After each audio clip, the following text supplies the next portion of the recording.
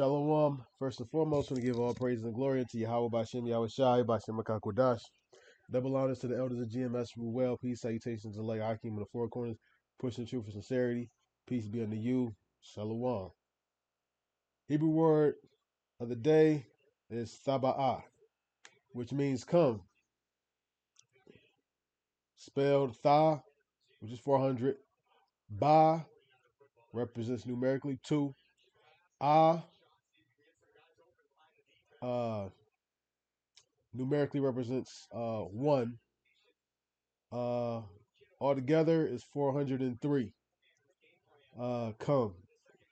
Thaba'ah. Ah and Tha also represent Yahweh Shai. Yahweh, in Revelation, I'm Alpha and Omega. Alpha and Omega is the first and the last letters of the Greek alphabet. Yahweh Shai was not speaking Greek, he was speaking Hebrew.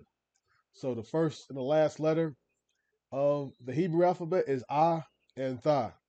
So Tha represents Yahweh Shai, amongst other things, and Ah represents Yahweh Shai.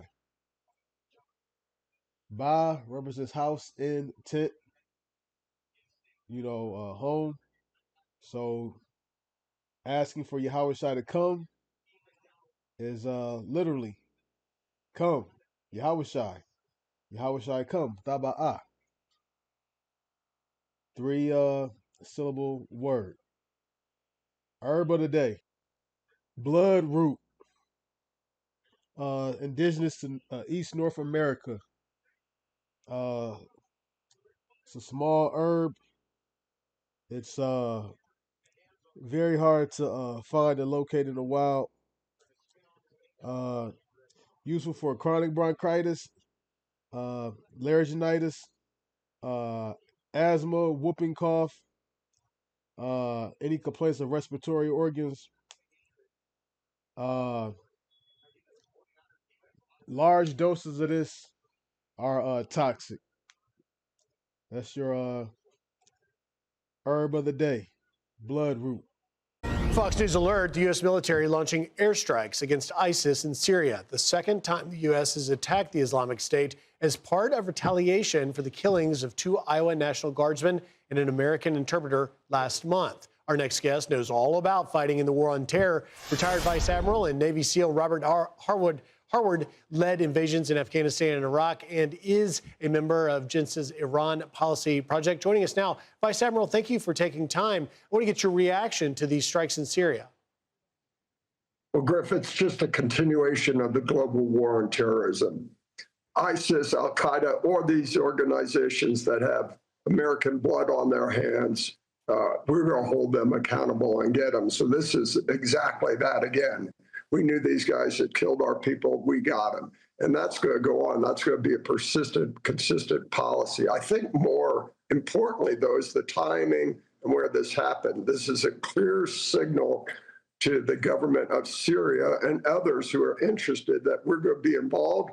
We support and we're going to take action to ensure a stable, secure government in Syria. And then I think most importantly that I'm sure is being seen by the people of Iran, this is a signal to the regime in Iran. And as the president has made clear, we are going to hold them accountable.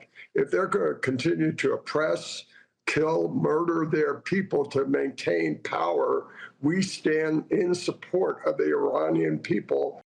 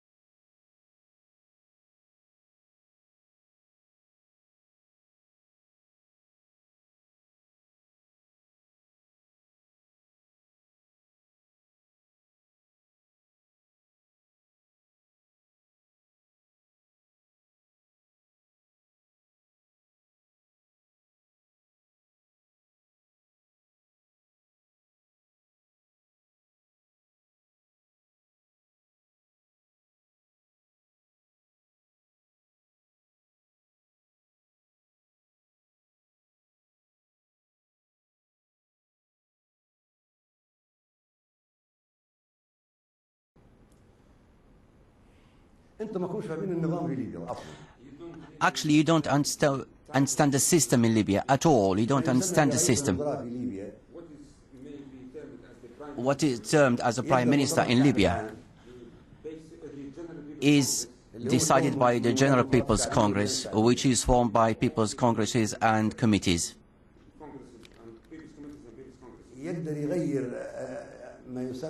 It can change what you call. They can change people 100 times a day. I understand the system that you have here, but internationally you're regarded as the leader. Don't say I understand. You don't understand. And the world don't understand the system here, the popular system here, the authority of the people. You don't understand it. But how do the people show their authority then? Because some who've gone out onto the streets to protest say that your people have shot at them.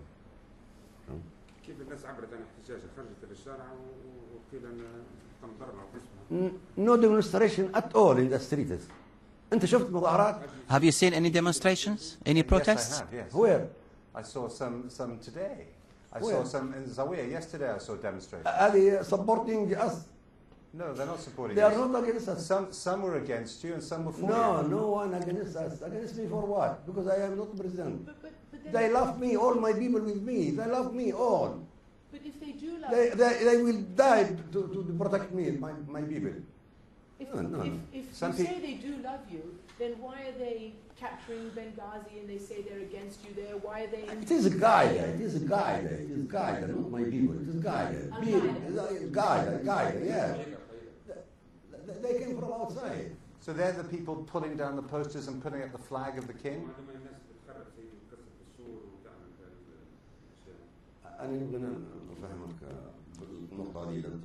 I would like to explain this point. Al-Qaeda is the one who started the killing and confiscation of arms, and it is now terrorizing people in Benghazi.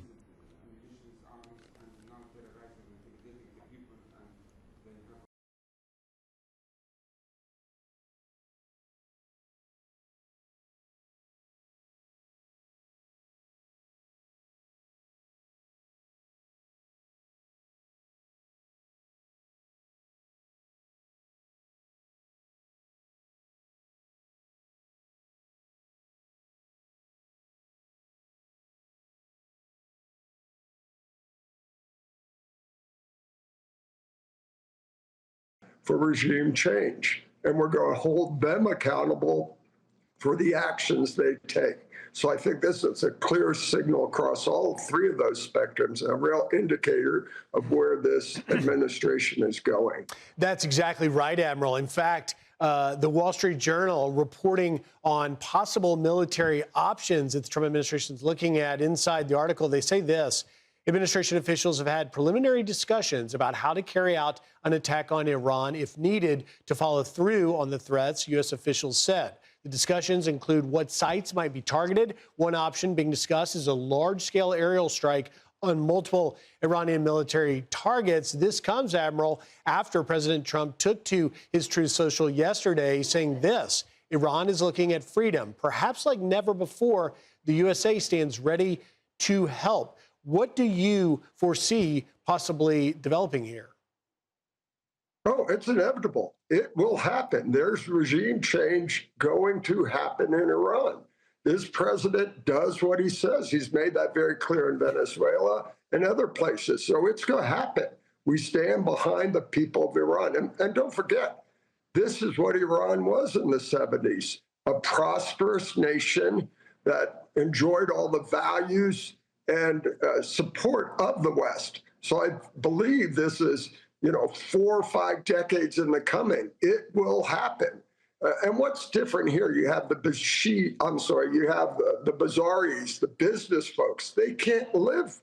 This government in Iran has just squandered the opportunity, and this president is stepping up to the plate to ensure it returns to that same place it was decades ago. And that sure is what precipitated this, the 42% inflation in Iran with the currency that is devaluing by the day. Last 20 seconds I've got. Do you think that the U.S. should maybe let Israel take any lead on strikes before we directly do it, or will it be a U.S.-led operation in your estimation? I think we should all be synchronized and leveraging the capacity of not only our intelligence, but also our strike capabilities of all our allies in the region, being Israel and others. So I think it's inevitable. We're giving them an opportunity to do this transition peacefully and not with a lot of blood on the ground. It is a big story. We shall be covering it. Vice Admiral Robert Harward, thank you for your service and thank you for being here today. Thank you, Griff. All right. I'm Steve Doocy. I'm Brian Kilmeade. And I'm Ainsley Earhart. And click here to subscribe to the Fox News YouTube page to catch our hottest interviews and most compelling analysis.